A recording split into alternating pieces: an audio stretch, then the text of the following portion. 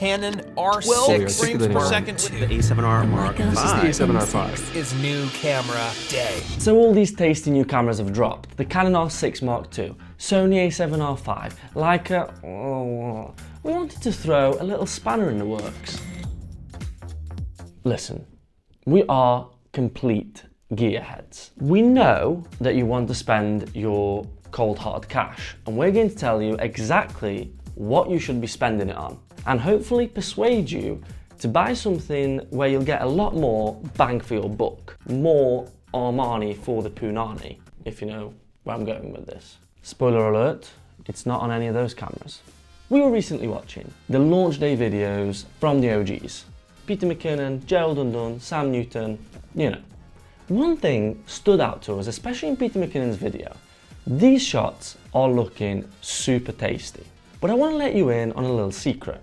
It's not the R6 Mark II that's doing the legwork here. It's the tube. The 135mm prime f1.8 is undoubtedly a beast. It's like an upgraded version of the legendary Canon EF 135 f2, which I actually owned, and you're going to get insane bokeh, insane sharpness from a prime like this, incredible low light performance, super fast autofocus. I mean, this thing's got IBIS. I can't actually believe that. To cut a long story short, this is a beast of a lens. The first thing I'm here to tell you is to invest in those tubes. Yes, the new A7 R5 is sick. The little flippy screen that looks like it's from some sort of Star Wars control panel, the 6K oversampled on the R6 Mark II, it's all top of the range stuff. When you're getting that severe case of FMUG watching the crispy vids on launch day, what you probably don't know is that you're drooling over the lens, not the body. And in fact, the quality gain or the visual aspect is not even the biggest reason to choose lens over body every time, all day. Let's look at this with a worked example with Financial Baz. Financial Baz likes to take street photographs of Wall Street traders. He's got a 50mm f1.8, a Sony a7 III, fairly affordable setup.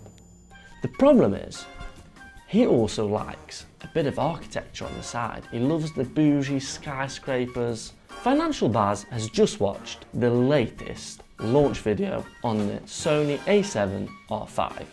He's obviously got stonks, so he's about to pull the trigger on the pre-order. No, Financial Baz, no. Even with that super futuristic flippy screen and millions of pixels, billions of pixels, you're not going to be able to fit the skyscrapers in your frame. I'm afraid, lad, what you need is a wider tube. Financial Baz can pick up a Sigma 1224 wide-angle zoom lens for like £1,269. That leaves him with this much change, and he can start a whole new genre of photography. Other benefits of tubes over bodies may include...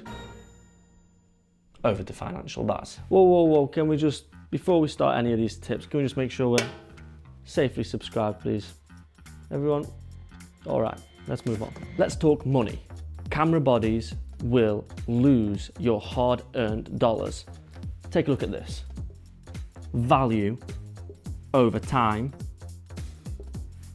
You buy a camera body, the moment it's out of the box,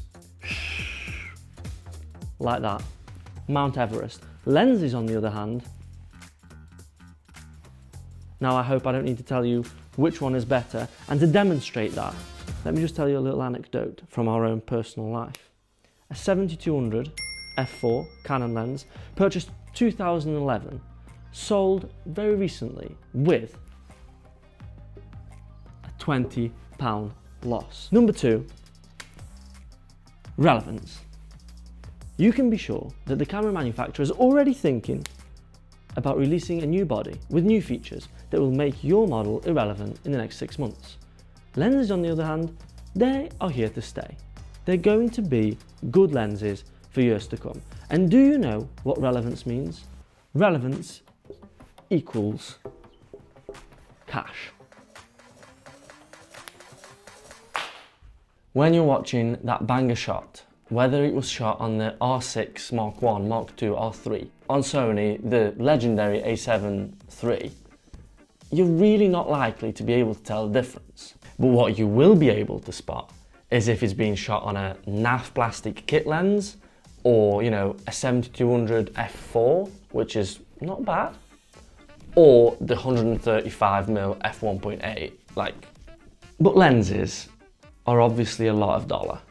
So what can you do if you're on a bit of a tighter budget? Filters. Not just any filters. Don't get roped into buying a UV filter. That's not exciting. You want to spend money on quality filters and ones that are going to be creative. So we're talking ND filters. Up your video game, these will allow you to do some of those silky smooth long exposures. We're talking mist filters. Currently obsessed with these.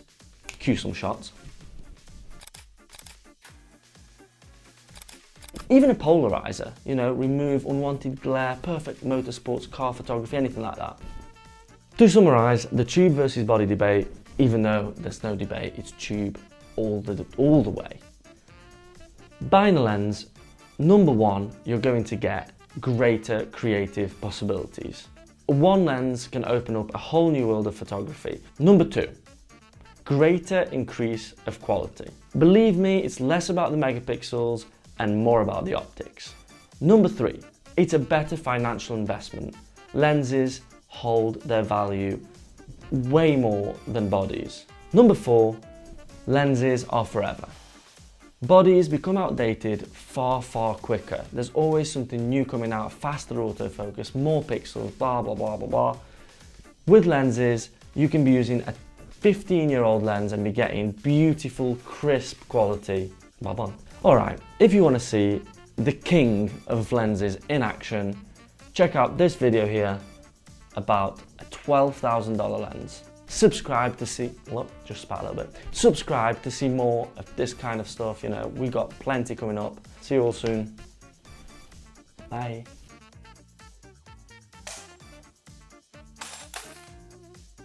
No Big Baz, no. Well, I keep saying Big Baz, I'm out of control. Okay.